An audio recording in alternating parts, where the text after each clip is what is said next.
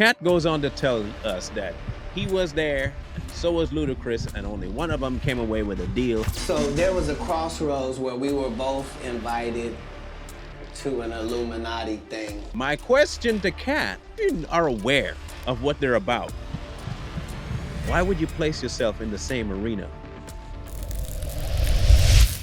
Any of you ever get a text message from the Illuminati?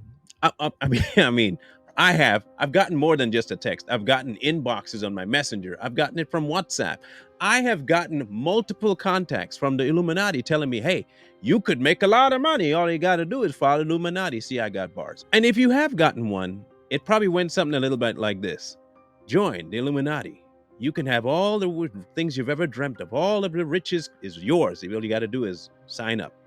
Along those lines. I'm paraphrasing, of course. The reason I'm asking about that is because we have two people that were invited to an actual party for the Illuminati.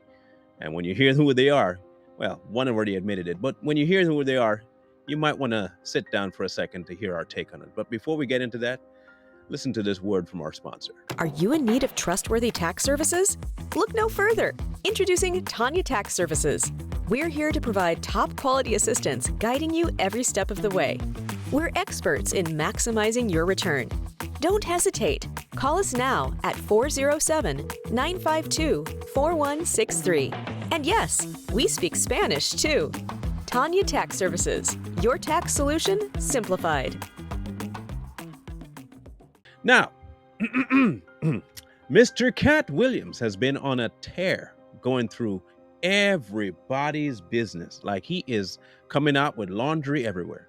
Now, true or not true, unsubstantiated or not, he's talking and he's dropping names, he's dropping events, and he's dropping things that, man, you want to tell him, pick that up. No, ain't nobody ready for that yet. One of the events he spoke about was an occasion where him and Ludacris were invited to an Illuminati party. So there was a crossroads where we were both invited to an Illuminati thing. Now, before I go into the Katt and Ludacris saga, I want people to understand when I got those texts, I never paid them any attention. You know why? Because I don't want to join the Illuminati. I don't even reply to them. I get it, delete it. Why? Just the entertainment of that alone is crazy. I say that as a precursor to this. Katt goes on to tell us that he was there, and so was Ludacris, and only one of them came away with a deal. And it had to be one or the other of us, and decisions had to be made. So it was both of us, we were equal. And blah, blah, blah, blah, blah. My question to Katt, bro, why you went? I just want to know why you went to the party to begin. You knew what it was. And if you say you're not entangled in it, why you go? Oh, maybe you're strong. Maybe you're just a super strong individual and you could stand up to Illuminati and you can be in their presence and not worry about it. But if you are aware of what they're about, why would you place yourself in the same arena as the Illuminati? As for Ludacris, we kind of know a lot about him just based on his music that he's gone through and all the transitions he's come up with. And if you've ever seen him do interviews, one in particular with Quincy Jones that looked kind of weird. I'm not quite sure why I would let any grown old man reach over to my thigh and grab my hand like I'm his daughter or spouse. First of all, keep your hands to yourself. I don't know if you washed them, first of all. And secondly, this is my space. This isn't Facebook. This is my space. I don't want you touching it. No more. No touchy. But to grab my hand like that and hold it and kind of, people said that was the time that Ludacris signed over what he needed to sign over, and here came the sideburns and the fro. I don't know about all of that. All I do know is that Ludacris, ever since that point, did indeed, take off. If what Katt is saying is true about them being invited to this event to be offered the chance to sell their soul, and you knew this about the Illuminati, you went, I think some of your credibility has dropped out the window a little bit. But here's why. Knowing what they would ask you, you don't need to go there because you know what's going to happen. So that's the first thing. You shouldn't need to go for that. Secondly, Even if you didn't know what they were going to ask you, their name alone supersedes anything else and precedes them. So I wouldn't go because you're titling the party an Illuminati one. Even if you were going to ask me for orange juice, I'm not coming to give you orange juice.